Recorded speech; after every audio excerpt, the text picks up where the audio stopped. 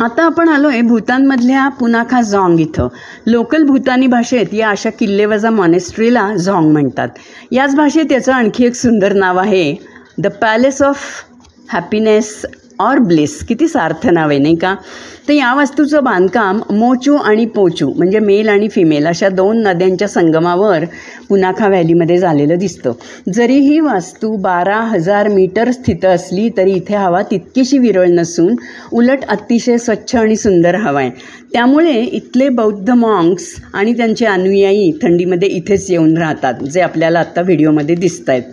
त्यामुळे याला winter capital of Bhutan असं म्हणतात. ही मॉनेस्ट्री 1637मध्ये बांधली गेली.